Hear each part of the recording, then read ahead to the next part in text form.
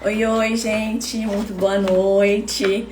Hoje, como a gente havia combinado, né, vai ser um prazer aqui receber o professor Vonei Castilhos. Foi meu professor na FGV, no MBA que eu fiz de gestão empresarial. Meu nome é Jéssica Farias, sou advogada e nós vamos falar sobre um tema muitíssimo interessante, que são os 7 pecados na gestão das empresas familiares. A gente sabe aí que realmente muitas empresas têm passado, acabam não passando, né? Em termos de sucessão, entra uma, eu digo, começa com o pai, aí vai passando e acaba que quando chega a sucessão as empresas não dão continuidade.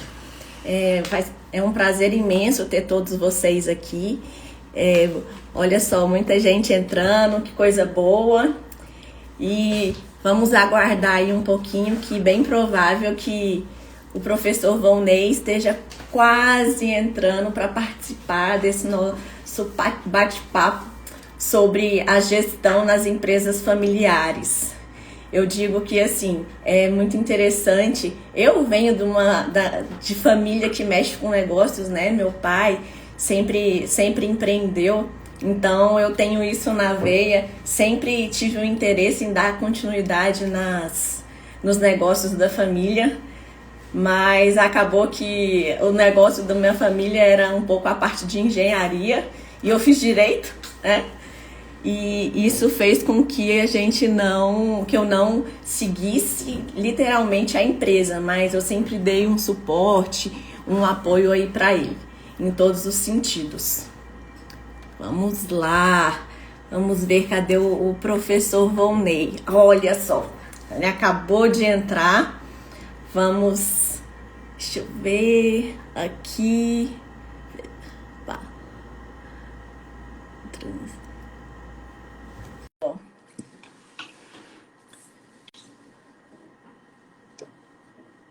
Deixa eu ver aqui.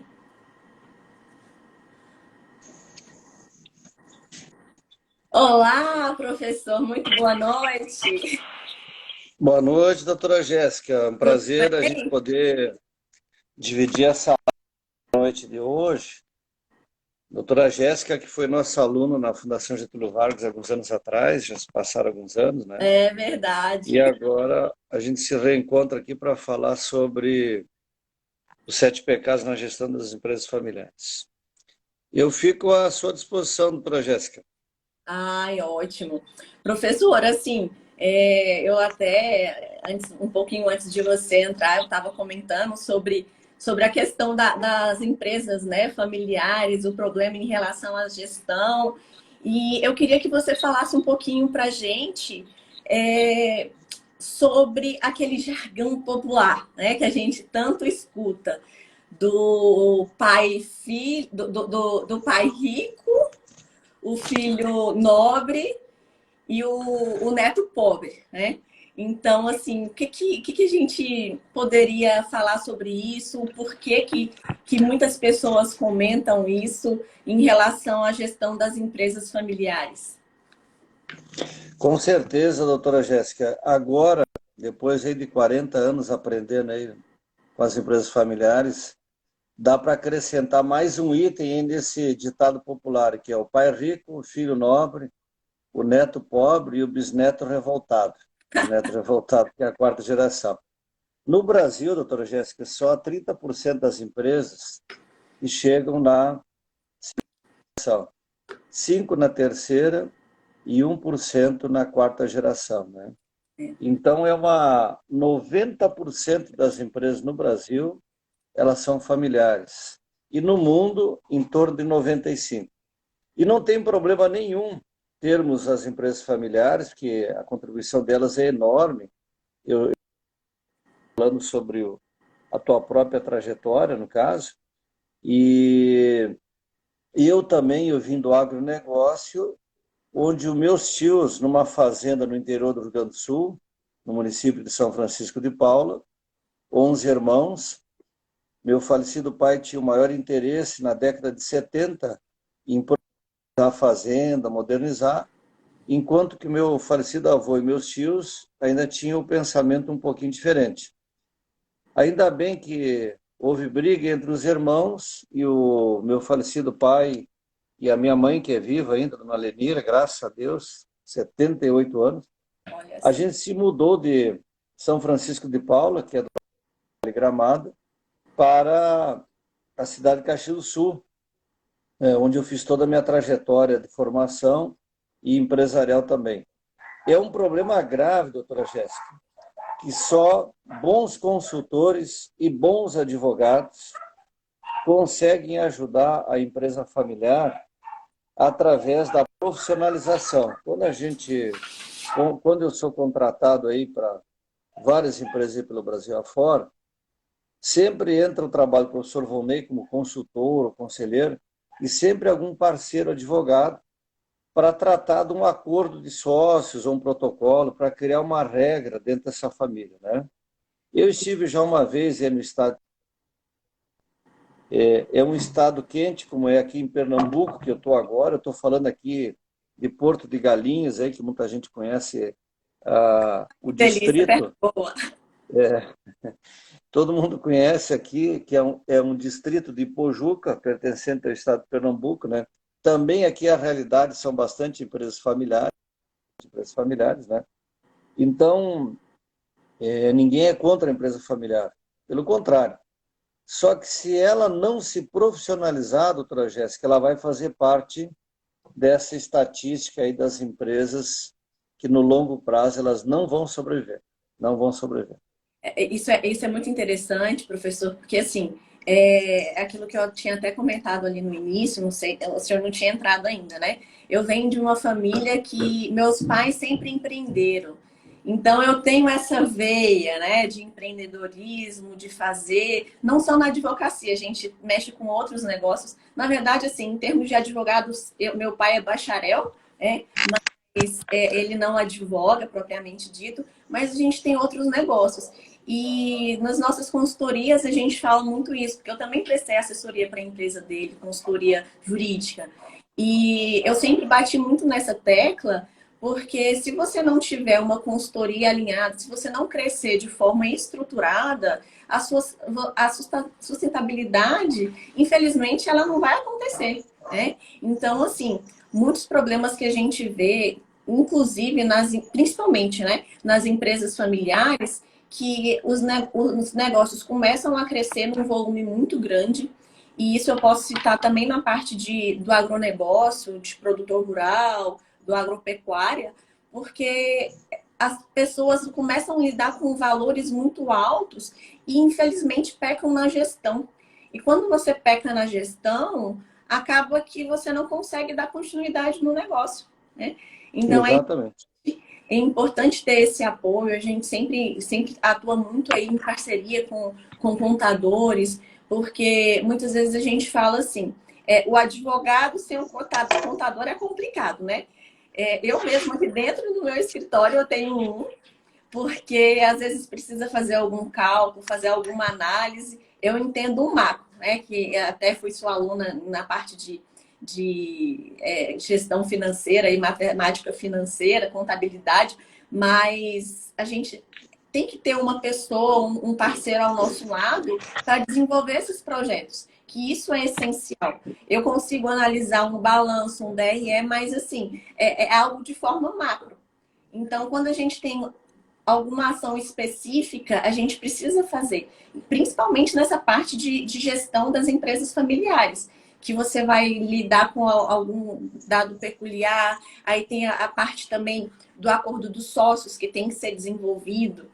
E é engraçado que às vezes a gente se depara e fala assim, não, será que você tem um modelo para me emprestar? Ou então consegue me falar? E eles não entendem que é muito individual. Cada família é uma. Exatamente. Né? Eu lembro que quando eu fiz um curso de holding patrimonial há um tempo atrás, para trabalhar isso, essa parte de sucessão, de planejamento sucessório, essa parte toda, a gente estudou muito isso, que acaba que para você elaborar uma minuta, né, um acordo de sócios, demora aí meses, dependendo da complexidade da família.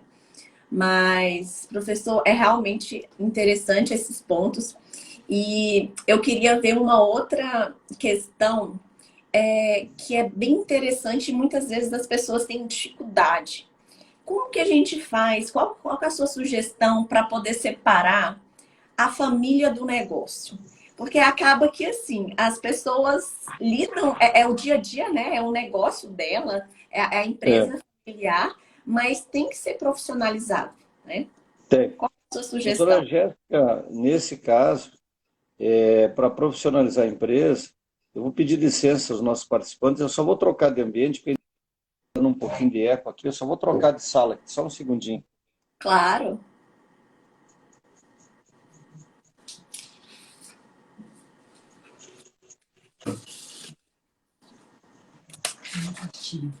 Vai ficar mais fácil o ambiente aqui, porque perto da praia, Aham. às vezes dá um pouquinho mais de vento, e aí a gente, para não prejudicar a nossa live. Só repete a pergunta, por gentileza, doutora Jéssica.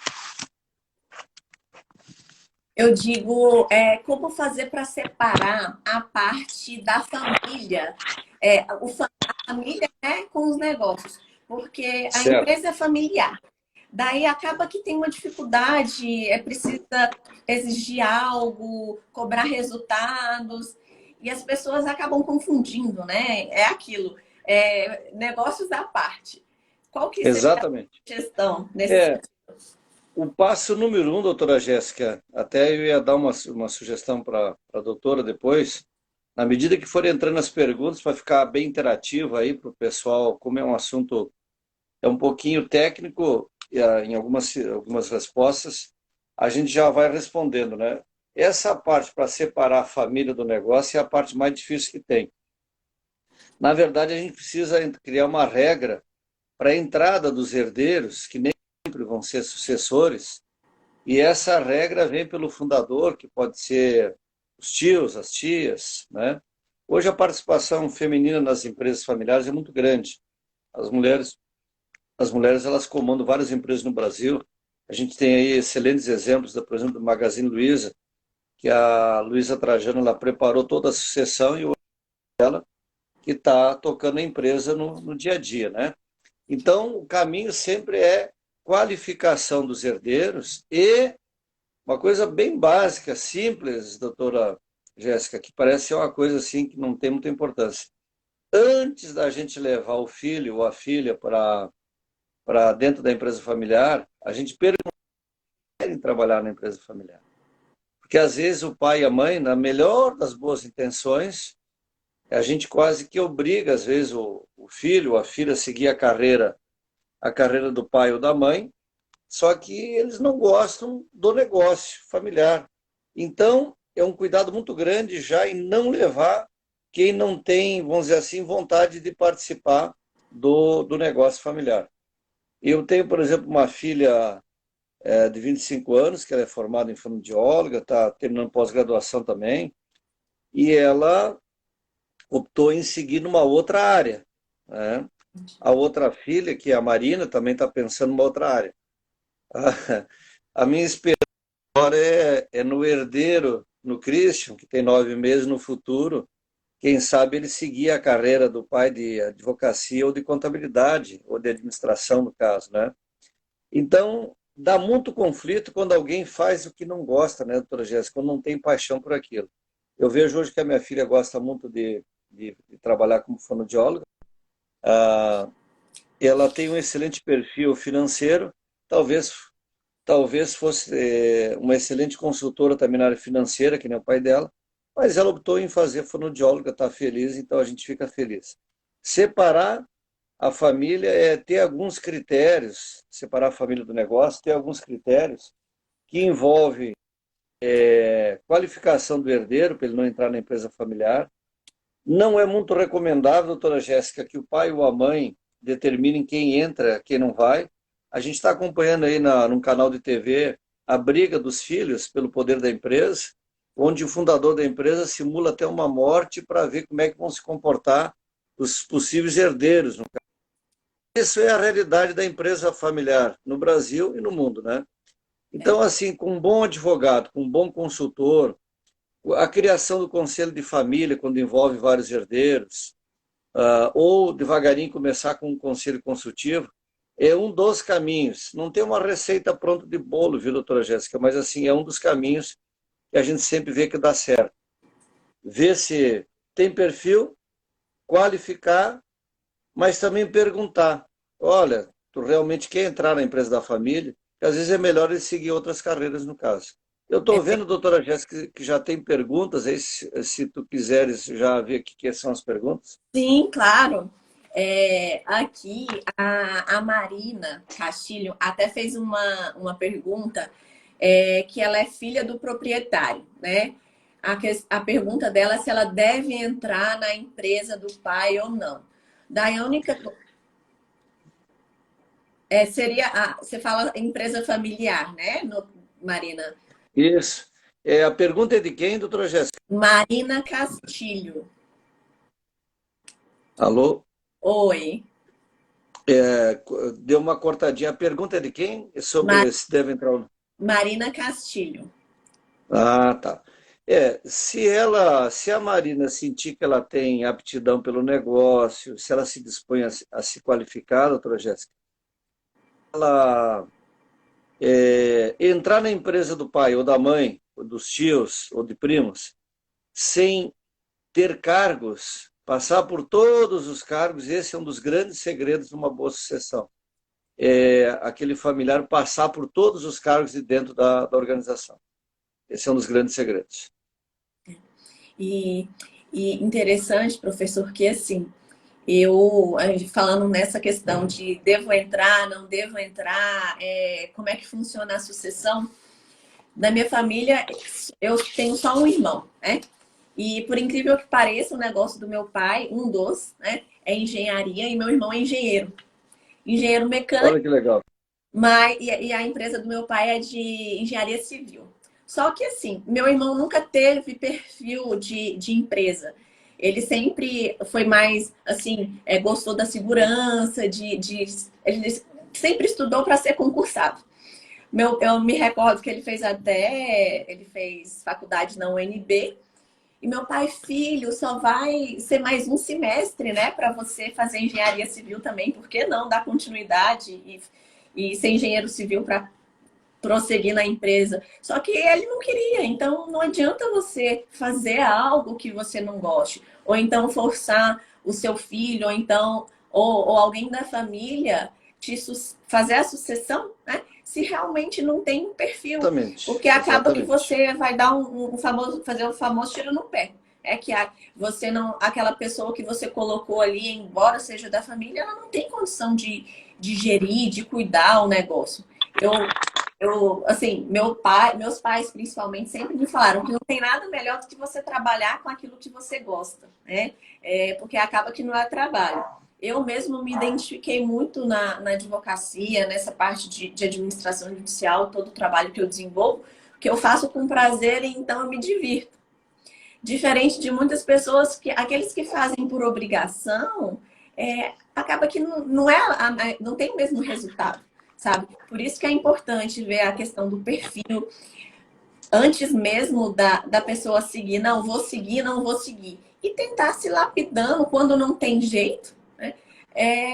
Ver a melhor forma ou então contrata alguém para fazer. Exato. Um, Traz alguém do mercado, doutora Jéssica, aí pode simplificar. E justamente. esse alguém que vem do mercado prestar conta para a família, né? Com certeza. Então, concluindo a pergunta ali da Marina, né? Tem que ver se ela tem perfil, se ela tem qualificação e se realmente ela vai fazer isso aí com paixão, se ela vai fazer com amor, né? Porque onde não tem amor, nada funciona, né, doutora Jéssica? Obrigado aí pela pergunta, Marina. Obrigado aí pela pergunta, viu? É verdade. Uma outra coisa, professor, que a Cris Castilhos perguntou, é como escolher um sócio ideal, né? Qual que seria a melhor forma de se escolher um sócio ideal? Doutora Jéssica, mais ou menos é que nem escolher o esposo ou a esposa, no caso. É mais ou menos uma tarefa muito difícil. Normalmente, o É sócio, a gente verdade, de escolhe. fato. Como é que você vai? E assim, né? As pessoas perguntam, mas como é que você vai saber? Dá certo, não dá? Minha avó fala muito. A gente tem que É, ter um saco de sal juntos para ver como é que é. E eu digo, sociedade é a mesma coisa, porque mesma coisa. né?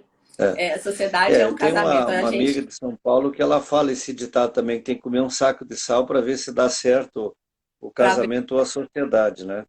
justa. É, a escolha, doutora Jéssica, como escolher o sócio ideal, normalmente a gente observa nas empresas um sócio que tem mais o perfil para a área comercial, o outro sócio tem perfil mais para a área financeira, o outro mais para o RH. Então a gente vai observar, e nas conversas que antecedem a abertura da empresa, é ser muito transparente. Olha, vamos iniciar uma sociedade. Se a gente vê que os objetivos são diferentes, ali adiante cada um segue a sua carreira, no caso. É E verdade. aí entra, doutora Jéssica, uma das coisas mais importantes, que aí é o papel do advogado, é a estruturação de um bom contrato social. É. Um bom. E, algo que eu ia até comentar era justamente isso. A elaboração do contrato social, do acordo de sócios também, porque às vezes a pessoa não quer expor todos os detalhes, né, todas as tratativas ali no contrato social, devido à publicidade, mas quando se tem tudo muito bem definido, como que é em caso de dissolução, a gente vê muito isso.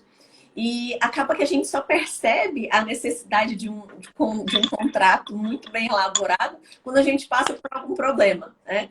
E você fala assim, ai, chegou a hora de fazer a dissolução da sociedade, como é que eu vou fazer?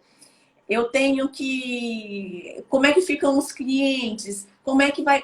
Então, assim, quando vocês têm. A gente deixa tudo muito bem definido, dentro desse. Ou do contrato social, ou acordo de sócios, enfim, é muito mais fácil de conduzir uma dissolução. Eu vejo isso porque, assim, eu também já passei por uma dissolução de sociedade, eu sei como é que funciona, e a gente lida diretamente com isso aqui, né? Elaboração de contratos. Recentemente eu fiz um contrato, um acordo de sócios, e a cliente me perguntava, mas e essa parte? Eu falei assim, não, esse item aqui a gente tem que prever por conta disso, disso, disso. Ela, nossa, eu nunca pensei nesse ponto. E é justamente esse o papel do advogado, do consultor e daqueles profissionais que atuam diretamente na área para poder colocar as cláusulas chaves, né, para evitar problemas. Eu vejo assim, Perfeito, doutora eu Jéssica. sempre fui Inclusive, muito favorável ao não litígio, diferente de muitos advogados.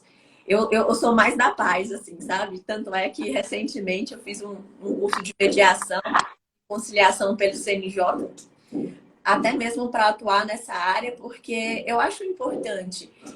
Quando você pega uma pessoa, infelizmente, os advogados são formados, né, preparados para o litígio, para o contencioso. E isso acaba com que as pessoas também, eu quero uma sentença, eu quero ter aquele processo, meu caso resolvido. Mas vem cá, será que adianta eu ter o caso resolvido se eu não puder executar? Ou então, por que eu vou manter um processo aí 10, 15 anos se eu posso resolver de uma outra forma? Então, isso é importante também dentro das empresas familiares, porque quando a gente fala em gestão, quando tem algum problema de gestão, a gente para pensar, bem, será que eu não poderia colocar também uma cláusula ou algo que prevê uma mediação em casos de qualquer problema, alguma desavença entre os sócios para a solução dos conflitos? A gente tem aí alguns contratos que já prevêem isso, ou câmaras arbitrais, enfim. com certeza. É importante a gente pensar desse lado também. Eu sou daquela aqui. Quanto menos processo a gente levar para o judiciário, melhor. Porque ele já tem tantas coisas lá para resolver, nós, advogados. Eu vejo que o advogado, o operador do direito, ele tem que resolver o problema, né? Resolver o problema da melhor forma, da forma mais célere e a forma menos onerosa. E ir para o judiciário é mais oneroso, em todos os sentidos. Então, por que não tentar dessa forma extrajudicial? Não é verdade? E Com deixa eu ver certeza. aqui mais uma pergunta, professor. O Calil até perguntou aqui qual que. Calil Alencar, tá? Quais as vantagens de uma empresa familiar? O que o senhor tem a dizer sobre isso? Olha, as vantagens é os laços de família que são extensivos ao negócio, porque se a empresa familiar ela não tiver lucro, ela não tiver sucesso, pode acontecer da família quebrar junto também. Aquele laço de confiança, doutora Jéssica, da família, o problema, às vezes, a confiança é uma das coisas mais importantes. Por exemplo, quem é que vai ficar no caixa da empresa? Claro, mas ficando no caixa, hoje, com os instrumentos de governança corporativa, de compliance, tem que ter uma prestação de conta. Tem que ter uma prestação de conta, no caso. Né? Sim. A vantagem da família está dentro E da. falando em compliance, em governança corporativa, né? A gente sabe que tanto a governança quanto o compliance tem um papel muito peculiar dentro das empresas. Eu queria saber Certo. o que o senhor poderia contribuir, falar um pouquinho mais sobre isso. Qual que é o papel de cada uma dela na sua ótica como consultor, como professor e atuante? Conselheiro, professor. Uhum. Não, eu acho muito interessante a governança corporativa, os instrumentos da governança corporativa de transparência, equidade entre os sócios, prestação de contas, que é o accountability, né? Dentro da governança tem compliance, no caso. A gente vê alguns consultores tentando dar mais importância para a compliance do que a própria governança corporativa. Mas, na verdade, a compliance está dentro da governança corporativa.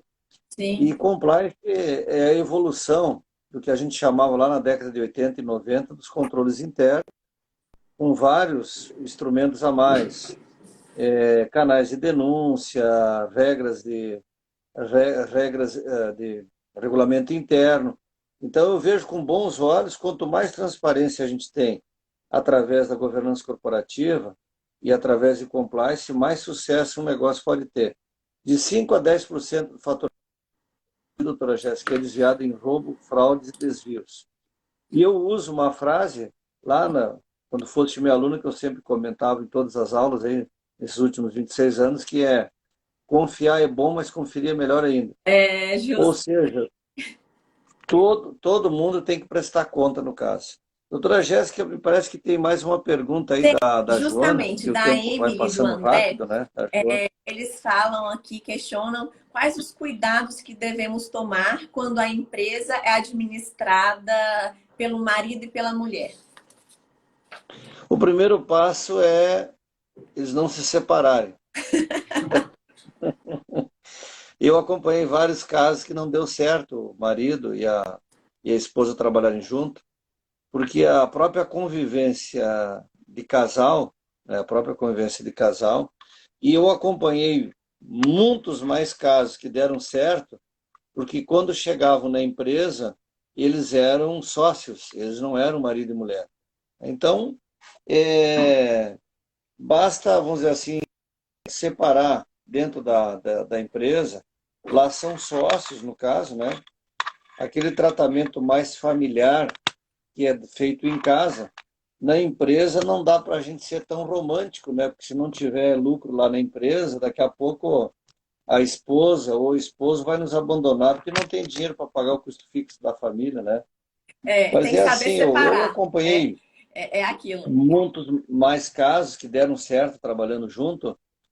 Claro, o respeito, a confiança e a transparência, doutora Jéssica. Eu vejo que é o que dá certo sempre no caso, né? Três E itens. vi casos que não deu certo porque faltava um pouco, os poucos casos que eu vi que não faltava maturidade, às vezes, da esposa ou do esposo, às vezes, em separar os papéis. Lá na empresa, a gente tem que ser tratado como sócio lá dentro da empresa, no caso, né?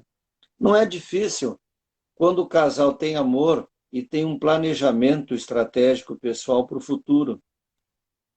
O planejamento estratégico para o casal Assim, e essa depois o negócio ter um planejamento de longo prazo. Então, quando a gente tem metas para atingir, a gente tem que conversar sobre esses problemas aí também. Isso. É interessante essa parte do planejamento estratégico, porque é isso em tudo na sua vida, na nossa vida, né? Assim, se você tanto na parte profissional quanto na parte pessoal, é, você como coach também fala muito isso, né? A questão de você desenvolver um roadmap, aonde que eu quero chegar, vamos traçar a linha ali, tanto na minha vida pessoal, onde que eu quero ir com a minha família, na vida profissional, até onde que eu quero levar a minha empresa.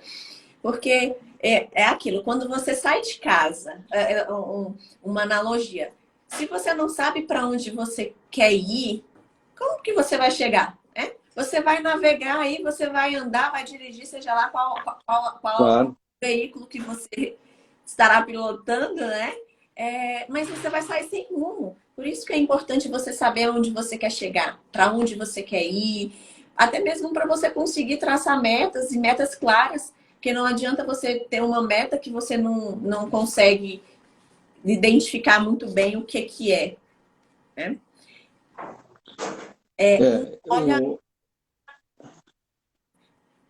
professor, tô vendo até aqui uma outra pergunta do Calil também, uhum. per- perguntando se as empresas familiares são um problema ou uma solução. É uma solução, porque no mundo 95% das empresas elas são familiares, e só vira problema, Calil, quando ela não se profissionalizar. Se ela se profissionalizar, ela é uma solução. Agora, 70% das empresas no Brasil, doutora Jéssica Calil e demais participantes aí da live, né? 70% das empresas familiares no Brasil, elas desapareceram por conflitos familiares. Quando não tem assim uma transparência, uma regra bem clara, vai virar um grande problema sim. Infelizmente, né? E, professor, falando em profissionalização, qual que é o papel do fundador da empresa nessa profissionalização dos participantes, né? De todos aqueles que fazem parte da empresa? É fundamental o fundador querer fazer a sucessão. Lá nos sete pecados, exatamente o primeiro pecado é ele não quer preparar a sucessão porque ele acha que ele não vai morrer, que ele vai ser eterno no caso, né? Aí vai ter um problema grave no caso, né? É quem deve dar o pontapé inicial é o fundador ou a fundadora, no caso. A gente viu aí no Magazine Luiza aí um excelente trabalho feito pela fundadora, que agora o filho está tocando o negócio, né? Então é estratégico, doutora Jéssica, os fundadores quererem fazer esse processo aí, porque a gente tem vida limitada. Mais adiante a gente quer descansar, a gente quer ter um ritmo menor de vida, e aí alguém precisa tocar a empresa. Eu brinco sempre na aula, nos treinamentos que eu dou nas empresas, que ninguém pode aposentar o fundador da empresa. Que às vezes tu tirar uma empresa lá do negócio, tu pode matar o Matar ele. fundador ou a fundadora. É. Então a gente cria os conselhos consultivos, o conselho de administração, porque aquilo ali é a vida da pessoa. Aquilo ali é a vida da pessoa, né? Então eu vejo que esse é o caminho. E assim, professor, puxando. Acho que deu uma travadinha aqui. Tá me escutando agora? Tô te escutando, doutora Jéssica. Puxando o gancho, né? Da questão do conselho consultivo, conselho de administração. Qual que seria o melhor horário, o melhor momento para a empresa criar isso? Deu uma travada novamente, Jéssica, aí, acho que na internet. Só repete a pergunta. O papel do conselho consultivo e o conselho de administração. Seria o melhor momento para a criação do conselho? Isso. O primeiro passo para a gente criar um conselho consultivo, empresas limitadas a partir de um determinado porte de faturamento, para não dar aquele choque assim de criar um conselho de administração, é importante começar nas empresas limitadas com o conselho consultivo, devagarinho, para as pessoas irem se acostumando de que alguém que vem de fora cobra resultado, acompanha a estratégia da empresa, acompanha a gestão de pessoas, no caso, né? O momento ideal é aquele momento em que a empresa começa a crescer e os fundadores, eles notam que não conseguem mais sozinhos tocar em um negócio. E aí vem alguém de fora, isenta, para trabalhar essa parte da profissionalização da empresa, através, num primeiro momento, nas limitadas do Conselho Consultivo. Nas SAs fechadas e abertas, a Lei 6.404, a própria Comissão de Valores Imobiliários já estipula, tem todo um regramento para ter a existência do Conselho de Administração e o Conselho Fiscal. Fiscal, né? É, acaba que, assim, muitas pessoas questionam, né? Ah, será que eu devo colocar? Não devo? Como é que funciona? Qual que é o melhor momento? E eu, assim, eu sempre tive em mente que o conselho consultivo é muito importante, né? Até mesmo porque você tem que ser acostumado, você tem que saber que existem cobranças. E acaba que quando você tem uma pessoa ali para te orientar, isso é muito bom, né? Agora, professor, um detalhe importante, né? Uma pergunta importante, Uhum, claro, com que é certeza. inclusive o tema da nossa live. Quais seriam esses 7 pecados na gestão das empresas familiares? O primeiro pecado é quando o fundador ele não prepara a sucessão ou não houve tempo, né? O segundo pecado é os conflitos familiares, já que 70% das empresas no Brasil desapareceram. O terceiro é a falta de dinheiro pelo negócio da família. O quarto é a retiradas excessivas de prolabore do sócio. O quinto é a falta de profissionalização da empresa. O sexto é a falta de prestação de contas. Isso é um problema grave na empresa familiar, em qualquer empresa, né, doutora Jéssica? Eu trabalho como coaching também para casais ou para e a gente vê, às vezes, muito problema no casal quando não tem uma prestação de contas, quando não tem aquela transparência de, do marido ou da esposa na questão que envolve dinheiro. O motivo que mais separam pessoas no Brasil não é traição, é não falar sobre dinheiro, não ter um planejamento, não ter limites, né? Então, olha só que interessante, na empresa familiar tem que ter essa prestação de contas também. E o sétimo pecado é não ter regras para a entrada de herdeiros na empresa, no caso. Não ter um acordo de sócio, um protocolo, não ter critérios de governança corporativa. Governança. Novamente, rapidinho aqui, o 7, para o pessoal guardar bem isso, né? Fundador, o pecado número 1, quando o fundador não prepara a sucessão. O 2 é os conflitos familiares, a briga pelo poder. O 3, falta de interesse do herdeiro pelo negócio da família. O 4 é a retirada excessiva para o labore. O 5º é a falta de profissionalização da empresa. O 6º, não ter prestação de conta. E o 7, não ter regras ou instrumentos para a entrada dos herdeiros dentro da empresa. Quer dizer, cada sócio vai levando o filho, a filha, a esposa para dentro da empresa e não tem nenhum critério de competência, de qualificação. E, claro, tem que ver se a empresa tem fluxo de caixa também, né, doutora Jéssica, para pagar todo o pessoal. Ah, com toda certeza.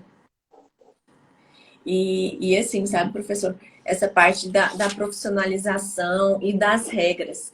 Isso eu sempre tive muito em mente. Eu lembro que na época eu já tive loja, não lembro se o senhor recorda, mas de eu ter comentado que eu já tive uma loja no shopping, fui franqueada. E a franquia sempre nos mostrou muito isso, né? Da importância de você ter normas dentro da empresa. Porque é aquilo, uma casa sem normas, a minha mãe mesmo fala, tá achando que é a casa da mãe Joana? O que é isso? Aqui tem regras, né? E quando você não tem as normas, tudo muito bem delimitado, as obrigações, deveres, responsabilidades de cada um, é complicado.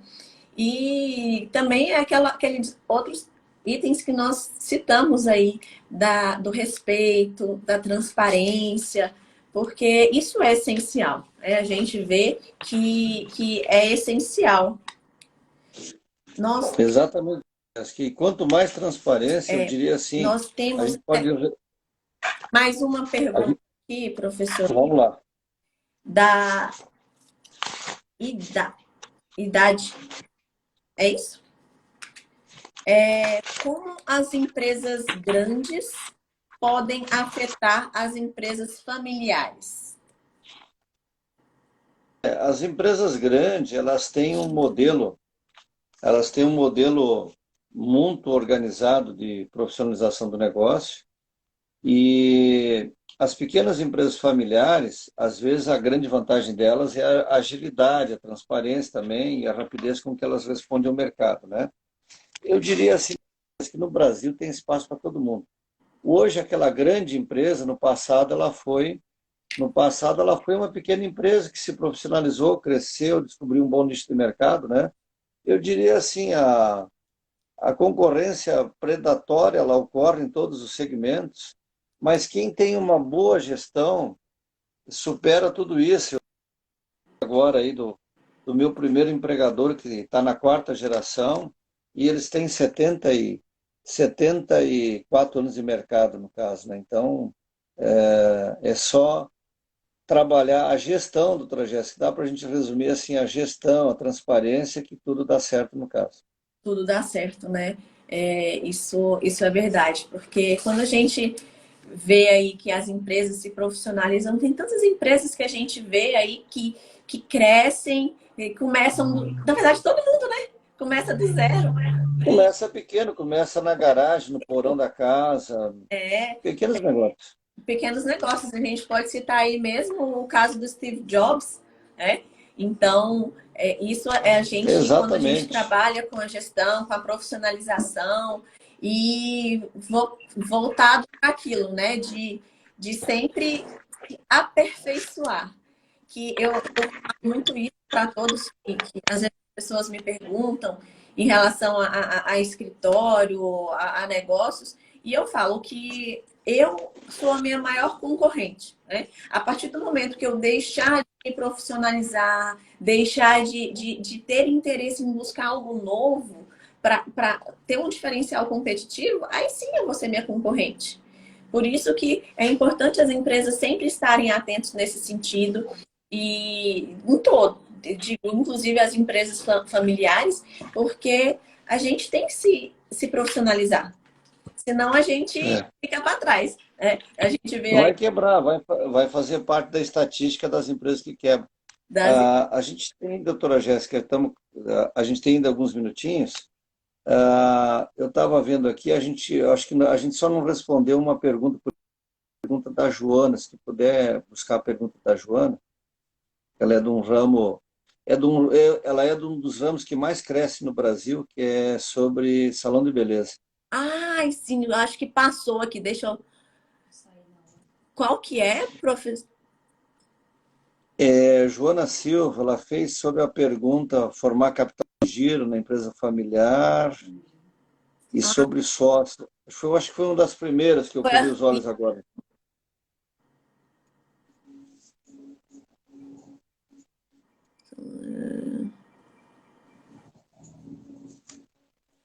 bem, Até olha se a Joana puder repetir a pergunta, no aqui, caso ali. aqui, ó. Um salão de beleza é um bom negócio em tempos de pandemia? Como formar capital de giro no salão? Ó, Ih, caiu. Eu acho que ele caiu. Deixa eu ver aqui. Vamos ver se ele vai entrar.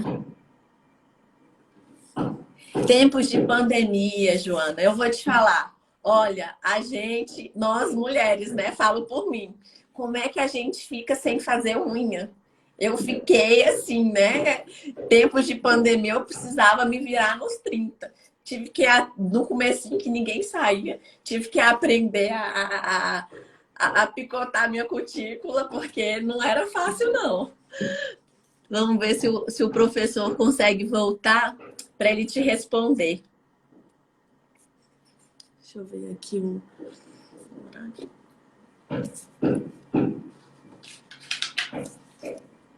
Volney. Ver solicitação. Ai.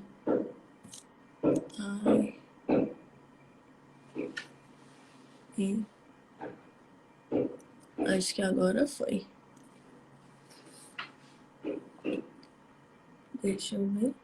Voltamos aqui, doutora Jéssica. Deve ter dado um pequeno probleminha com a internet. Respondendo à pergunta da Joana, que eu acompanhei a doutora Jéssica já adiantando a resposta para a Joana, olha, os salões de beleza, eles sofreram muito com a crise, como todos os pequenos negócios, quando os donos de salões de beleza não guardavam nada. Não foi só a questão do salão de beleza. É um dos ramos que mais cresce no Brasil, que a mulher brasileira é uma das mulheres que mais se cuida. Ela tem... E eu, na aula, a doutora Jéssica vai lembrar que eu sempre dizia que salão de beleza para a mulher não é custo, não é despesa, sempre vai ser investimento. Eu brincava com as alunas na sala de aula. Né? É isso então, aí. assim, viu, Joana, tanto o salão de beleza como qualquer pequeno negócio, tem que guardar sempre a metade do lucro. Olha a dica aí para o pessoal de pequenos negócios. Sempre tem que guardar a metade do lucro. Né? Quando não consegue guardar a metade do lucro, quando dá essas pandemias e esses problemas inesperados, vários salões de beleza e pequenos negócios, doutora Jéssica, quebraram. Mas não é só o problema de beleza. Tirando o Magazine Luiza, que tinha caixa para pagar 2 anos as suas despesas, Magazine Luiza 2 anos, Microsoft 1 ano, as empresas de capital aberto aqui no Brasil, num estudo do professor Oscar Malvese, tinham caixa só para 3 meses. Imagina que as empresas tinham caixa só para 3 meses, imagina, doutora Jéssica, um pequeno negócio, aquele salão de beleza lá, que a dona do salão de beleza, às vezes ela trabalha, ela mora na parte de cima da casa e embaixo é o seu negócio, exatamente para não pagar aluguel. Então, Joana, daqui para frente, mas como é que eu determino o meu lucro? Bom, aí tem que apurar o DRE mensal, aí são pessoas que são de outros segmentos, tem que alguém da família, um consultor, por exemplo, eu atendo pequenas empresas também, né, doutora Jéssica? Chama aí, Joana, o professor Volney para te ajudar a montar um DRE e ver quanto que é o lucro lá daquele salão, ver como é que está a gestão do salão. Porque às vezes a pessoa diz assim, mas eu estou ganhando, está dando para pagar as contas. Mas será que está dando para pagar as contas quando ela nem sabe quanto que é o lucro dela? Ela não sabe às vezes nem quanto que é o lucro dela, né? Então, o resumo de toda a nossa noite de hoje, doutora Jéssica, sempre é assim, profissionalizar.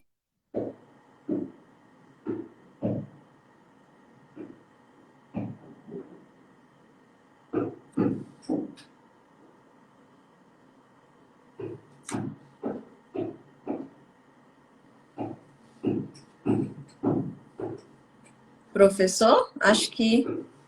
ou é a minha? Tá funcionando aí? Eu acho que o professor, a internet lá não deve estar muito boa. Mas ele realmente caiu. Mas assim, Joana, quando se fala em fluxo de caixa, é complicado. Eu me recordo que no início da pandemia, a gente acompanhou bastante, né, a questão das empresas aí, do que viria com a pandemia, das empresas ficando fechadas muito tempo, porque a gente sabe que poucas empresas trabalham com fluxo de caixa. Né? A gente sabe que isso daí, quando se fala em empresas grandes, tem um fluxo de caixa de 3 meses. Imagina um microempresário, como é que é? Acaba que ele não tem. É aquilo, você vende o almoço para comprar a janta. Então, se você fica sem receber, ou então se você não vende porque você fechou, é uma situação extremamente delicada e por isso que muitos empresários aí, muitas empresas de pequeno e médio porte fecharam por conta da pandemia, entre outros problemas que a gente já citou aí de falta de profissionalização, problemas na gestão. E é isso mesmo. Eu vou até conferir aqui, ver se o professor consegue entrar, até mesmo para ele dar umas dicas finais para a gente do que poderia ser uma atuação, né, das empresas familiares para evitar qualquer tipo de problema no futuro em termos de gestão. Mas a gente sabe que a gente pode citar aí, como ele mesmo falou, a questão da profissionalização, trabalhar uma profissionalização desde o início, né? Trabalhar também com a sucessão, porque afinal a gente não sabe o dia de amanhã, não tem como a gente prever se a gente vai estar na empresa amanhã ou não, porque somos meros mortais, né? Então, isso é de fato essencial para todos nós que mexemos, trabalhamos com negócios. E olha só, ele conseguiu entrar aqui, coisa boa. Vou até passar a palavra para ele, está terminando de conectar, para ele dar umas dicas finais para a gente. Olha só, peraí.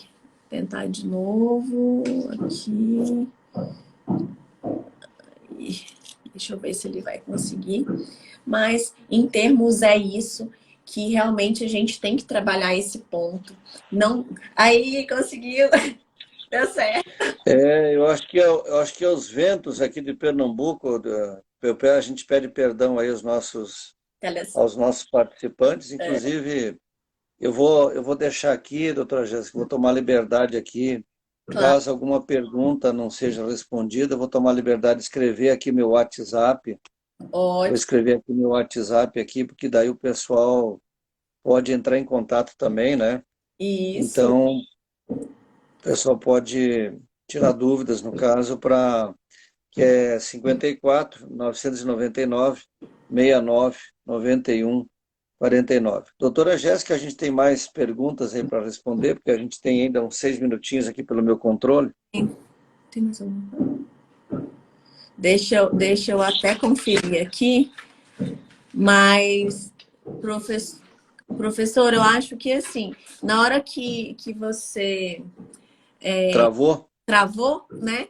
Eu até ia falar a questão das dicas finais para evitar que as empresas Sim, com familiares certeza. tenham a Com falência. certeza. Bem lembrado, doutora Jéssica. Bom, então, primeiro, tem aí a doutora Jéssica aí no estado de Tocantins como uma das parceiras, né?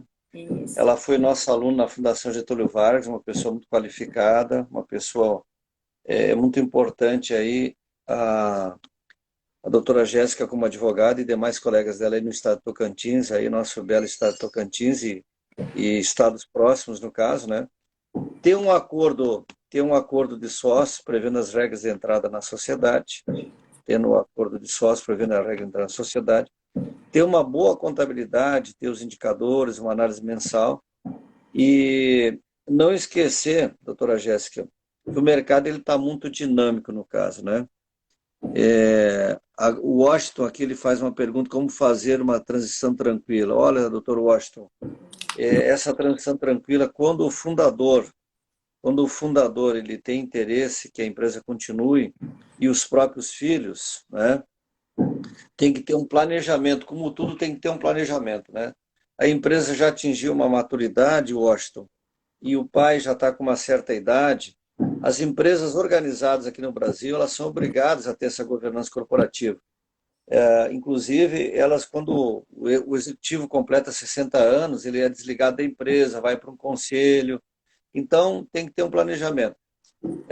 Transparência, doutora Jéssica, é a alma do negócio. Transparência na empresa familiar, ter um bom planejamento estratégico, ter essas regras de governança, acompanhamento do mercado. O mercado está muito dinâmico. Hoje, o e-commerce, as redes sociais, hoje, como instrumento de venda dos produtos, né? Hoje, atendendo um cliente meu, fazendo uma mentoria financeira, ele comentando lá o percentual grande, eu fiz um seguinte questionamento para ele. Se caso acontecesse de vir uma pandemia novamente no Brasil, o que aconteceria com o negócio dele? Quebraria e continuaria? Ele disse, olha, para nós seria a melhor coisa possível, porque a gente já está preparado para fazer as entregas em delivery, no caso, né?